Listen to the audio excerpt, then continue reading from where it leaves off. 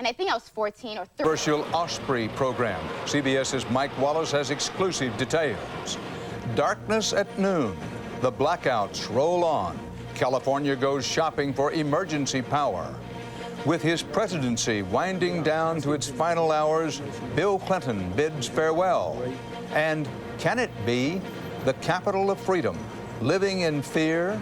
Tonight's Eye on America.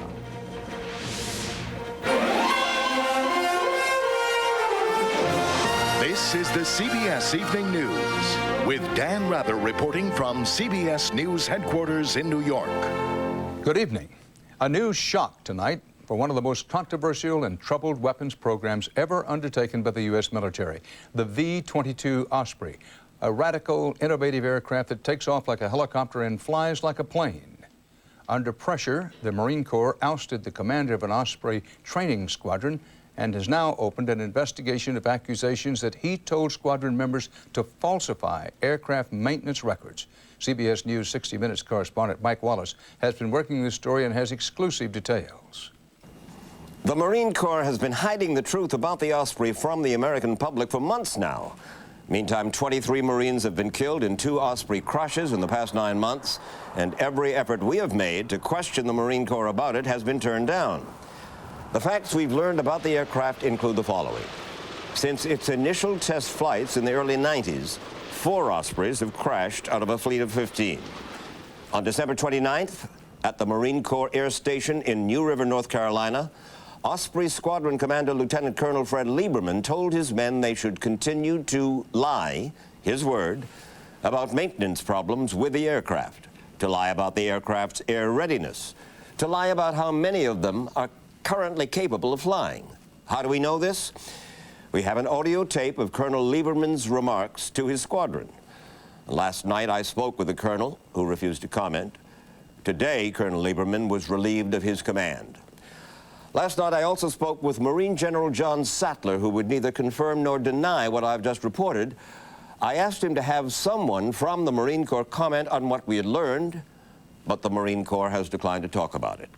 It seems apparent the Marine Corps is deeply embarrassed by the cover-up of the failures of the Osprey technology, especially since the Pentagon is asking for $30 billion to purchase 360 Ospreys for the Marine Corps. Their announcement late this afternoon of an investigation into the whole matter appears to be a preemptive strike to blunt the reaction to the report we'll air on 60 Minutes this Sunday night. Mike Wallace, CBS News, New York. As California's power crisis deepened today, President-elect Bush was quoted as ruling out any energy price controls and suggesting one answer is to develop new energy resources on federal land, such as oil drilling. For a second day, millions of Californians suffered through rolling blackouts. They hit 2/3 of the state from Bakersfield to the Oregon border, including Sacramento, Silicon Valley, and San Francisco. CBS's John Blackstone has more about this. California's return to the dark ages came at mid-morning when power was cut to 1.5 million customers. Without warning, the lights went out across whole neighborhoods. Tell me what's going on here. Not much. At Lynette Watterson's dry cleaning shop, business came to a stop. It's kind of frightening to think that in these days of technology, we have such a mess to contend with. In San Francisco, failed traffic lights brought big backups and dangerous intersections. Hey! For some, the blackouts were only an inconvenience. It's a little different, you know, it's like the old days. For others, the sudden darkness was frightening. For 45 minutes, a woman and 2 children were trapped in a San Francisco elevator until fire crews could free them. The rolling blackouts were ordered to keep the state's entire electrical system from collapsing as demand for energy outstripped supply. Tonight, I'm declaring a state of emergency in California. Late last night, California's governor took action allowing the state to spend millions of dollars buying electricity. I'm disappointed the utilities can't do it. We have no choice but to step in, and we will do it. And today, government workers began shopping for kilowatts. Still, with electricity supplies so tight, there's no certainty the state can find enough power at any price. Under utility deregulation, wholesale electricity prices have risen more than 1,000% in California. We're just being asked to pay another high price for living in California. An opinion poll published today shows a majority of Californians are suspicious Electricity supplies are being manipulated to drive up prices. We're now in another dangerous time for California's electrical grid, early evening peak use. But largely because of widespread energy conservation in the state, officials say there are not likely to be any more blackouts needed tonight. Dan? John Blackstone in San Francisco. California's power shortage came up quickly at today's Senate confirmation hearing for Energy Secretary-designate Spencer Abraham, a defeated Republican from Michigan. He was short on specifics about what he'd do. One Republican senator advised Abraham that he, quote, better have answers after the 20th, when the new Bush administration takes office. The panel then voted to recommend Abraham's confirmation. There are more signs tonight of the imminent changing of the guard at the White House. President Clinton delivered a televised farewell address as part of his extended goodbye to the American people. And President-elect Bush was in Washington attending pre-inaugural events. CBS's John Roberts reports on both men in transition. In his final address from the Oval Office, Bill Clinton said he is profoundly grateful to the American people for his 2 terms in office and that he hands over to George Bush a prosperous America. I'm very grateful to be able to turn over the reins of leadership to a new president, with America in such a strong position to meet the challenges of the future. It was 8 years boiled down to 8 minutes, with a less than subtle suggestion to the incoming president not to abandon Mr. Clinton's program of fiscal discipline. If we choose wisely, we can pay down the debt, deal with the retirement of the baby boomers, invest more in our future, and provide tax relief. He urged Americans to work harder toward racial and social unity, implored the new administration not to abandon the struggling nations of the world, and hinted that we haven't heard the last of Bill Clinton. My days in this office are nearly through, but my days of service, I hope, are not. As the outgoing president prepared his farewell address, George Bush got a big welcome to Washington. The election may have been razor thin, but the only thing skimpy about the opening inaugural celebrations was the outfits. There was pomp and circumstance, even skydivers to mark Bush's leap from Texas to Washington. Standing in the shadow of Abraham Lincoln, the first Republican chief executive, Bush declared his intentions to unite America. For me, it is deeply humbling to know that I will soon take up the same office he once held. I'm honored to serve, and I am ready to start. It's a theme that the president-elect will establish as a centerpiece of his inaugural address on Saturday as he attempts to set the tone for his new administration. But the ghost of President Clinton will still linger. He plans to give 2 more addresses after Mr. Bush's inauguration speech, one as he leaves Washington, the other as he arrives in New York to begin his new life as a citizen. Dan? John Roberts. More now on the Bush cabinet confirmation hearings. The nominee for Interior Secretary, Gail Norton, said today if Congress approves drilling in the Wilderness Preserve in Alaska, she will abide by provisions to protect the environment. And no surprise today, a Senate panel voted unanimously to recommend confirming Colin Powell as the first African-American Secretary of State. It was far different at another Senate confirmation hearing.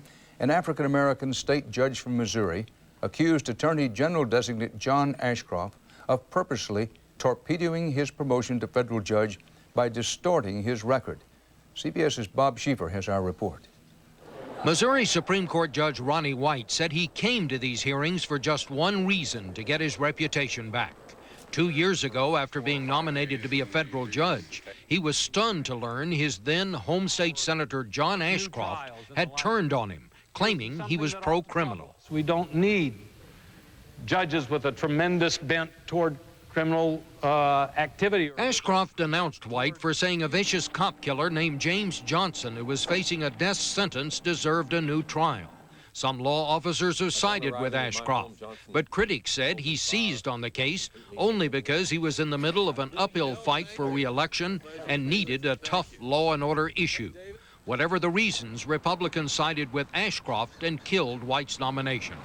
Today, the man they rejected told of his disappointment as he recounted how he had overcome poverty to study law. We lived in an unfinished basement home with jagged concrete walls. Ashcroft's charge that he was pro-criminal was simply untrue, he said.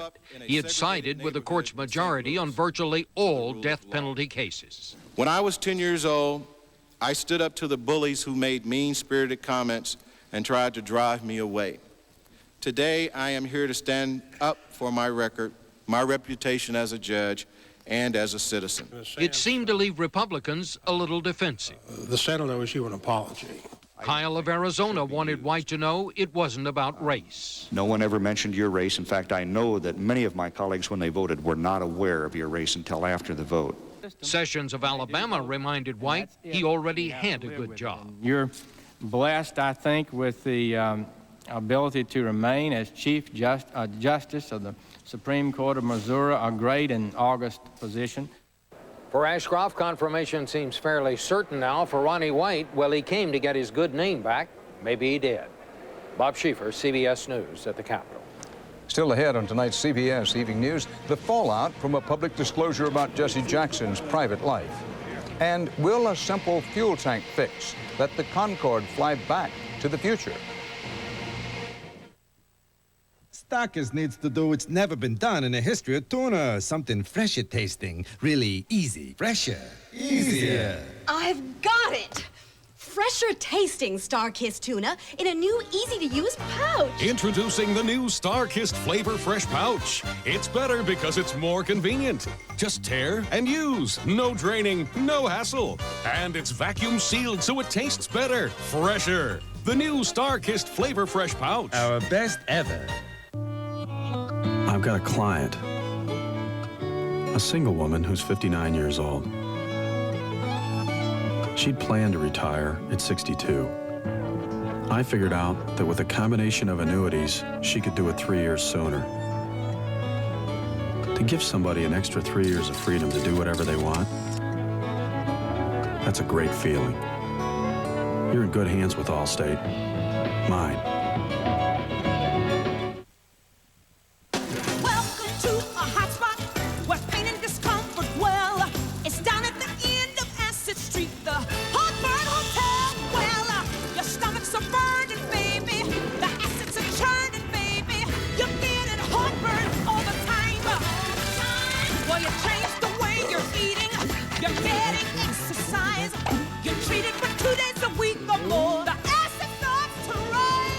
Prescription Prevacid can mean 24-hour relief from acid reflux disease. Prevacid turns off tiny pumps that produce acid. It has a low occurrence of side effects, such as diarrhea, abdominal pain, and nausea. Ask your doctor if Prevacid is right for you. So leave your heartburn behind, yeah! Grandmom couldn't come with us. Chronic bronchitis or emphysema associated with COPD can keep you from doing simple things. Sometimes she can't breathe right. But taking Ceravent helps me take fuller breaths. Nothing can reverse COPD, but taking Ceravent twice a day can help improve your lung function around the clock. Ceravent should not replace fast-acting inhalers for sudden symptoms or be taken more than twice a day. Some people may experience increased blood pressure, heart rate, or changes in heart rhythm. Ceravent is prescription medicine and may not be right for everyone. Tell your doctor if you have a heart condition or high blood pressure, or take MAOIs or tricyclic antidepressants. Ask your doctor if Ceravent is right for you and start taking fuller breaths. The Reverend Jesse Jackson today became the latest public figure forced to disclose some of the most personal details of his private life. He says he fathered a child outside of his marriage 20 months ago. As CBS's Randall Pinkston reports, what forced Jackson to do this is the fact that tabloid newspapers were about to go public with their stories about him. Jesse Jackson has never been camera shy until today. Instead of a news conference, a stunning one-page press release admitting he fathered a child, now 20 months old, with a woman who worked in his Rainbow Push Coalition office in Washington. This is no time for evasions, denials, or alibis, said Jackson. I fully accept responsibility, and I am sorry for my actions. Jackson, married for 39 years with 5 children, confessed when he learned the National Enquirer was about to reveal his affair with the baby's mother, 39-year-old Karen Stanford. In December 1998, Jackson took Stanford to the White House to meet President Clinton. At the time, Jackson was serving as spiritual advisor to Mr. Clinton on the Monica Lewinsky affair. How do you get back? You get back through repentance and restoration and revival and the determination to get better. Over 4 decades, from the civil rights movement to politics as a presidential candidate to a self-styled negotiator in foreign conflicts, Jackson has always preached the importance of moral values and character, especially to the nation's youth.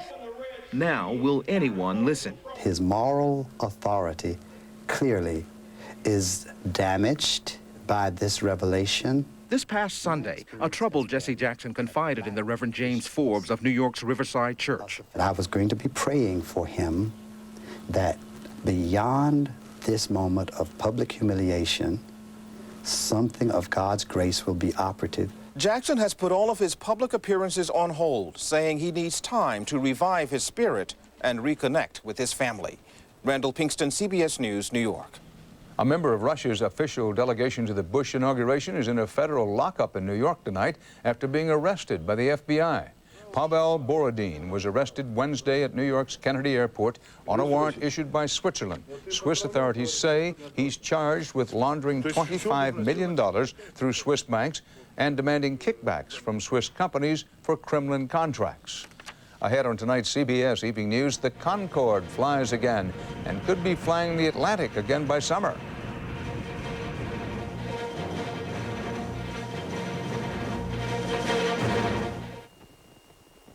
Constipation's bad enough, so why take a laxative with stimulants that could cause abdominal discomfort and cramps? Philips is different. It doesn't contain stimulants, so you should feel more comfortable. Philips Milk of Magnesia, the comfortable way. Last flu season, doctors turned to new prescription medicines to help fight the flu. And the one they turned to most was Tamiflu, the #1 doctor-prescribed flu treatment. Tamiflu goes right to the very cause of the flu, attacking the flu virus itself. Don't delay. As soon as your symptoms start, coughing, fever, chills, and body aches, visit your doctor. Hello, I need to see the doctor. And ask if Tamiflu is right for you, so you can start feeling better, faster. 1 out of 10 may experience mild to moderate nausea or vomiting. Fewer may experience bronchitis, sleeplessness, or dizziness. When it's flu, doctors write Tamiflu more than any other prescription. Who says you can't share secrets with your grandson for years and years? Who says you can't watch the waves break for many summers to come? Pravachol says you can fight back against heart attack. If you have high cholesterol or heart disease, and diet and exercise still aren't enough, adding Pravachol can make a difference. Other drugs lower cholesterol, but Pravachol is the only drug of its kind that's also proven to help prevent both first and second heart attacks, so you can live a longer, healthier life. Talk to your doctor about Pravachol today. Pravachol, a prescription drug, isn't for everyone, including people with liver problems or women who are pregnant, nursing, or may become pregnant. And because serious side effects can result, tell your doctor about any muscle pain or weakness you experience while on Pravachol. Your doctor may do blood tests to check for liver problems. Tell your doctor about any medicines you are taking. Who says you can't spend a lifetime with your first love? Pravachol. It's your life. Fight for it. I'm ready. Ready as anybody can be. I'm ready. Ready as anybody can be. Yeah. Are you ready to ask your doctor about Viagra?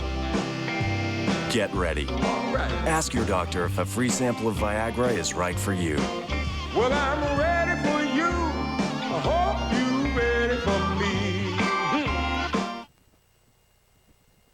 Inauguration Eve, Washington prepares for the big day. Also, the plans that will forever change the way you see your capital. Tomorrow on the CBS Evening News with Dan Rather.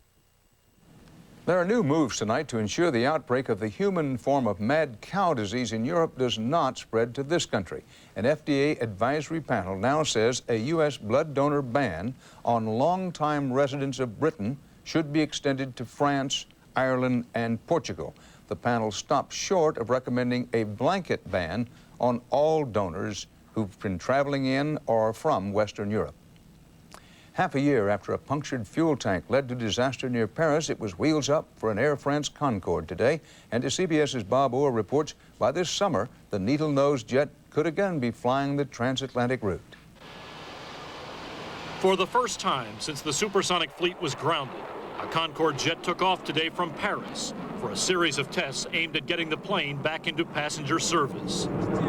Concorde flights were stopped after this Air France jet caught fire and crashed last summer, killing 113 people. French investigators have now determined it was a blown tire that ruptured the plane's wing and fuel tank, causing the fire. Many safety experts doubted the Concorde would ever fly again. But now British and French authorities have come up with a relatively simple fix aimed at getting the world's only supersonic passenger plane out of the hangar and back in the air. The key is Kevlar, the same material used in bulletproof vests. Technicians at British Airways are crawling into Concorde fuel tanks to install Kevlar shields, baffled rubberized mats designed to stop leaks should a hole be punched in a wing. The weight of the fuel will settle and cause this thing to be pushed down to fill the hole so that no fuel actually comes out from underneath the liner. So this is in essence like a plug? Exactly like a plug in your bath or your sink or anything else. If we don't have the massive fuel leak, we can't have the massive fire, you can't have the accident again. Mike Bannister, British Airways chief Concorde pilot, will put the plane through a series of test flights and can't believe that Concorde could remain grounded forever. I can't personally envisage talking to my grandchildren in a few years' time and saying, I remember when we used to cross the Atlantic in 3 hours and now it takes 8 or 9. British Airways is so certain the supersonic jet will fly again, it's not only fixing the fuel tanks, it's also remodeling the plane's interior, aiming to have Concorde airborne again by summer. Bob Orr, CBS News, London. The latest in a series of violent storms to hit Australia caused heavy damage and injured dozens of people. South of Brisbane on Australia's east coast, towns were battered for half an hour by hailstones the size of tennis balls. The hail shattered thousands of windows and caused millions of dollars in other damage. Up next, Eye on America. CBS will show you how the threat of terror is changing America. The CBS Evening News and tonight's Eye on America segment are sponsored by Aflac. Without it, no insurance is complete. You know, you never know when you're going to get injured and miss work. That's why I have that supplemental insurance.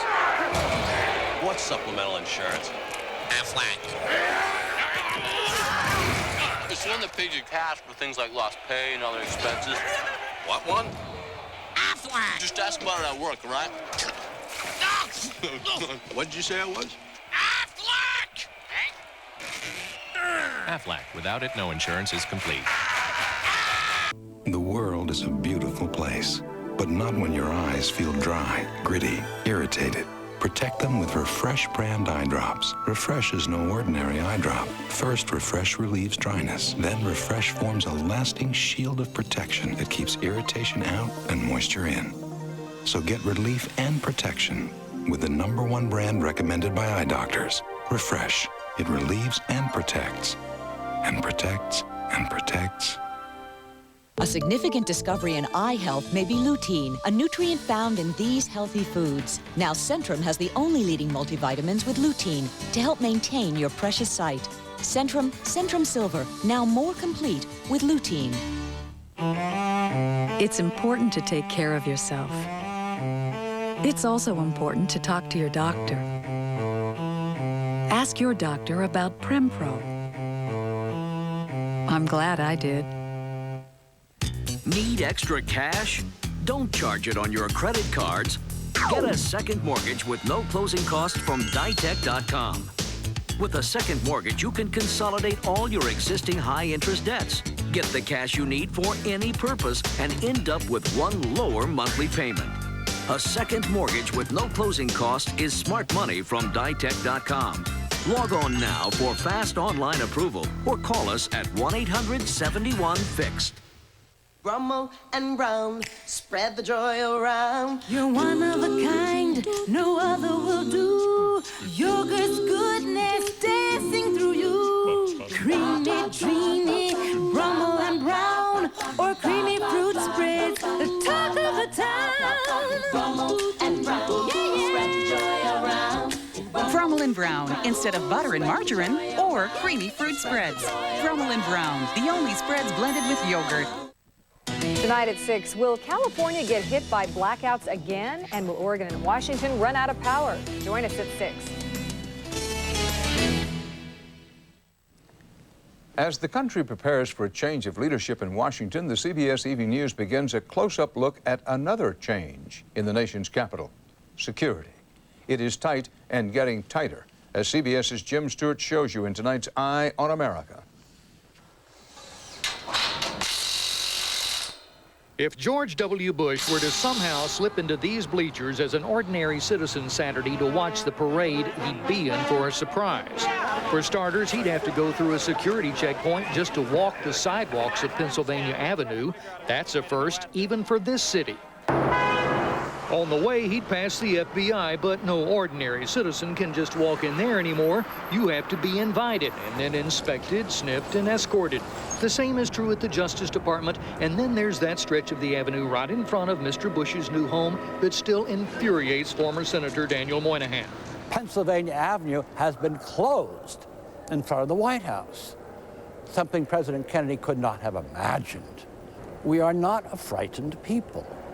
We are not under siege. But in the 40 years since John F. Kennedy rode down this street after his inauguration, the United States has gone from the threat of nuclear war to the reality of terrorism. And nowhere has the change been more stunning than in the nation's capital. Seen from the sky, Washington today is a fortress. The very street President-elect Bush will parade down is flanked by 5 buildings and several parks forever closed to the public. Across the city, some 24 federal buildings are now labeled Category 4. Meaning no general access and high terrorist risk. They promised that these would be park areas open to the public. Bob Peck, National Commissioner of Public Buildings, says the city is starting to strangle itself with street closings. Of course, this loop behind the White House and the Eisenhower Executive Office building was closed after the Oklahoma City bombing. In other areas, we've taken parking off the street. Case in point, the State Department. First C Street, then D, then 21st, and parts of 23rd. One by one, they've been closed off or choked out of fear of truck bombs. The same is true at the FBI. Behind that barricade, just where the light begins, is a beautiful open-air atrium. But don't try to go there. Inside there are seats, fixed seats, and lectures were given, and some concerts were given. Those are clamped down like prison cells. Now, you couldn't possibly get in there. And when a federal agency finds it impossible to close down a street, they in essence sabotage it. The city of Washington now reports that the federal government has cut the heads off 180 parking meters and seized 204 public parking spaces. Again, all in the name of security. The future looks no better. When architect Shalom Baranis is asked to design a new building in Washington these days, he says there's really only one concern. Basically, controlling traffic, controlling loading, controlling servicing, controlling the public, controlling visitors, controlling employees. And what better way to control things than to hide them? Tomorrow, we'll tell you about a $1 billion security plan that would literally move part of our capital underground. In Washington, this is Jim Stewart for Eye on America. And that's part of our world tonight. I'll be back later with 48 Hours. Bill Legatuda has a preview. 2 people living their California dream. Then came infidelity. Jeannie was the other woman. Mindy repeatedly threatened Jeannie Adair. Did divorce lead to murder? A 48 Hours mystery tonight. For the CBS Evening News, Dan Rather reporting. See you again soon. For news 24 hours a day, CBS.com on the internet and on our interactive partner, America Online, at keyword CBS News.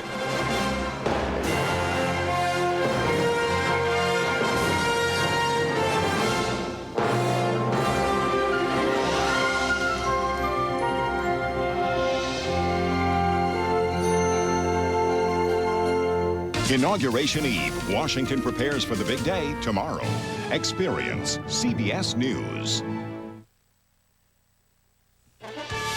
With Shirley Hancock and Mike Donahue. This is KOIN 6 News at 6.